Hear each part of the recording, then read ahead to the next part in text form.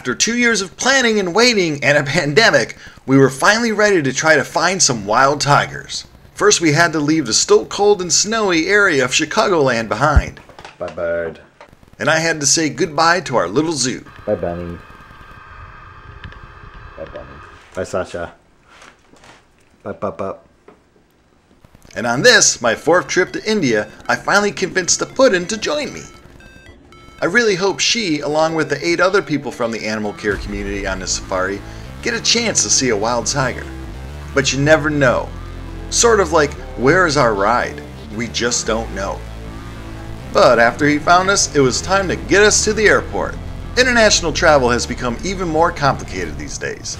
But those complications were taking a back seat to me already missing Nina Papa. What a face. She makes me feel guilty for traveling. But hey, this safari is supposed to be fun. A chance to see tigers. Come on, let's party. And the party begins with a machine that kind of sort of works. But once past security, where I lost my neck pillow, we learned that our flight was actually on time. I went back to booking a direct flight this time to Delhi, and I found a nice 15.5-hour flight on United. And we paid an extra $200 each to get like 5 inches more of legroom. And to be honest, it was worth it. But now I have to find 15 hours worth of entertainment. Found it. I was feeling good until some turbulence hit. Man, I hate flying. But just a few hours later, it was time for airplane food. The food on this United flight was kind of okay, but M&Ms make it all better. Happy puddin', happy life. But damn, we still got a lot of flying left.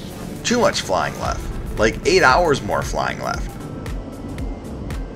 But after just a few more naps and some surprisingly good hummus, the big bird was slowly descending towards New Delhi.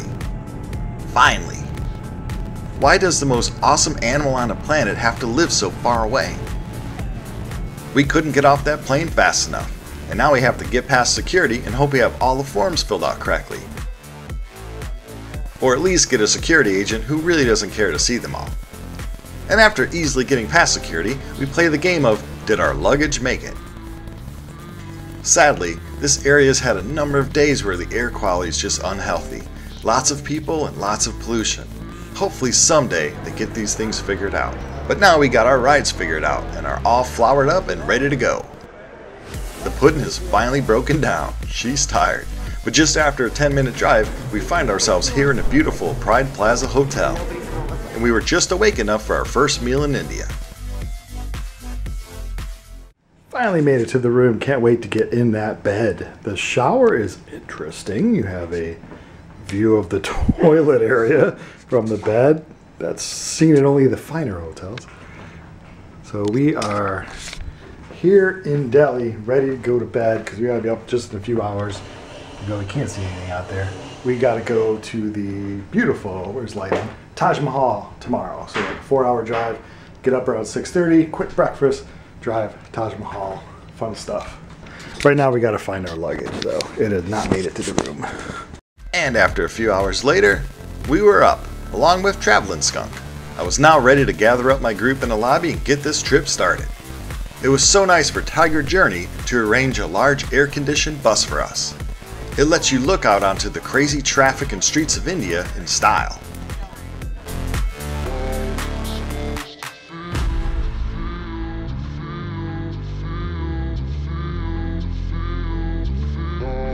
And after a short 4-hour drive, we found ourselves in Agra, and on our way to go inside to the Agra Fort. I was happy to be back, and I was also happy for the puddin' to be able to see a structure that's been around since 1565. The oldest building we have back in Chicago was built like 300 years after this was made. Crazy.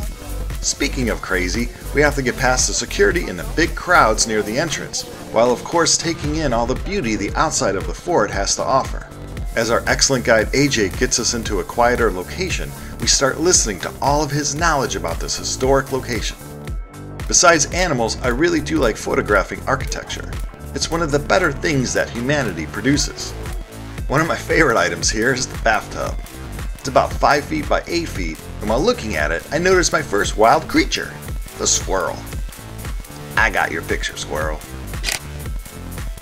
This large red sandstone fort was the center of India, and for hundreds of years it was defended, conquered over and over again.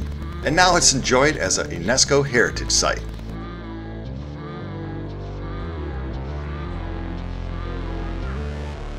There are so many areas in it to enjoy, like this pit, which reminds me of a smaller version of the pit from the 2006 epic movie 300. But I had no need to kick any of my fellow travelers into it, as we were all getting along and enjoying the first stop of our trip. From this vantage point, we could actually see our next stop, the one and only Taj Mahal.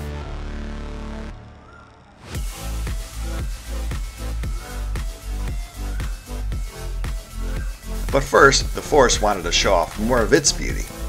Look at all that marble. And in closer inspection, you really get to see all the fine detail. It is an amazing place.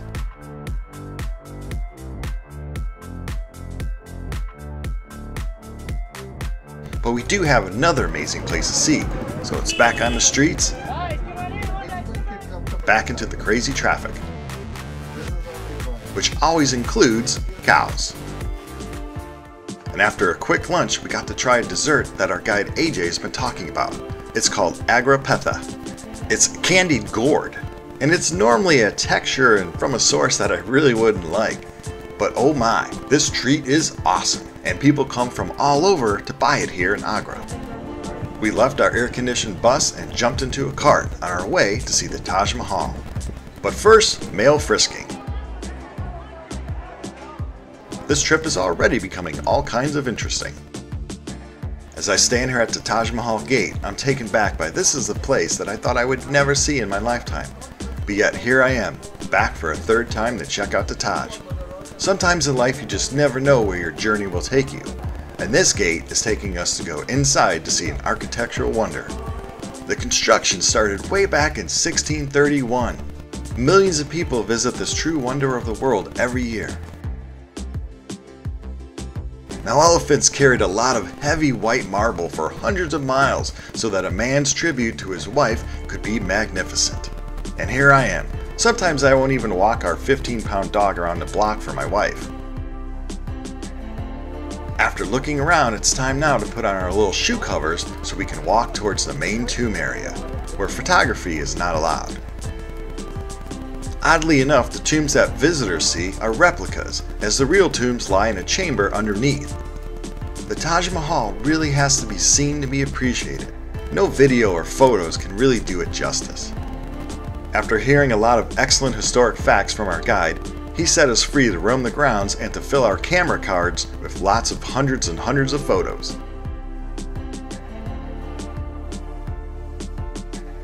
Even when the Taj Mahal seems crowded with tourists, there are always plenty of places to walk to feel like you have this wonderful place all to yourself.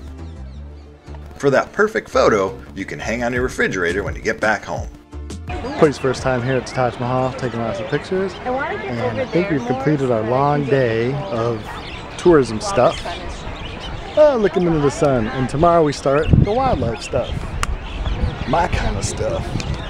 We left the Taj and went past the local macaques to the Marble Art Palace, a place to get some marble souvenirs. Marble is sold all over, so you'll find that you'll get what you paid for. They really don't want you to film too much in here, but I'll try to show you around. They start you off in a larger room and offer you drinks as they show you beautiful tabletops worth thousands of dollars. Look at it, it's perfect. And this tiger piece in the corner really caught everyone's eyes. But let's get real. Take us to the next room and show us the smaller pieces like coasters that we can try to haggle down so that we can afford some.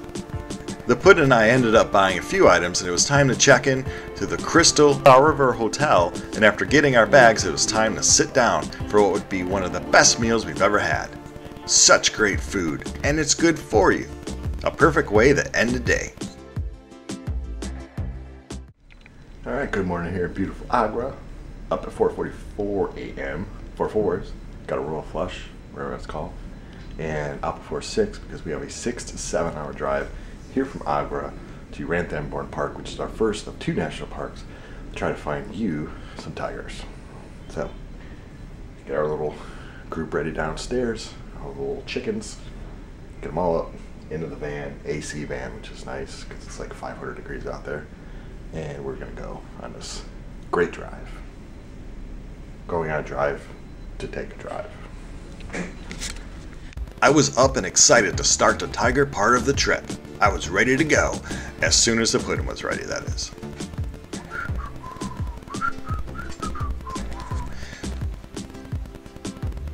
So as soon as the group was ready and in the bus, it was time to sit back for the next 7 hours as we make our way to Ranthambore National Park, one of the best places to try to find tigers. And on our way, our guide, and now we considered him our new friend AJ, told us stories and made the trip a lot of fun as we snacked a little and watched outside our windows.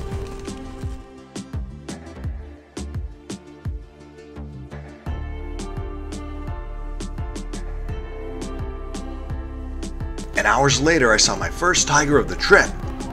It was at a location so everyone can use the rest stop.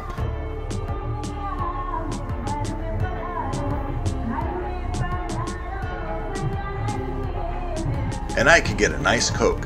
It tasted so good after pounding water all day.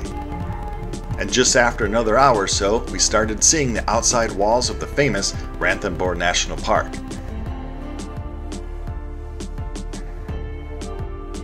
The puddin' had already seen some peacocks along the way and was getting excited about what she would see inside the park. But first we have to check into the Ranthambore Lodge. This excellent lodge was where I stayed on my Ranthambore porch on my last trip to India just 3 years ago. Alright, that was a long drive. Back to the lodge. I was here a few years ago. This is my last time I was in India. I was here at Ranthambore Kadi.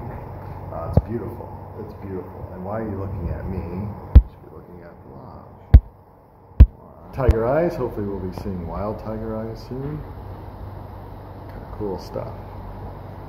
And my favorite feature is the old outside shower. Not so much that I like to shower outside, but that's where I like to hang all my clothes after I wash them. And they dry pretty quickly. Alright, I'm going to check out this place, grab lunch, and then our first drive to try to see a tiger. Although there's one right there. And after a quick lunch, it's time to get to the park entrance for our first safari. Everyone's excited, and I can't wait to see what animals will come out to say hi. Will we see tiger? Stay tuned.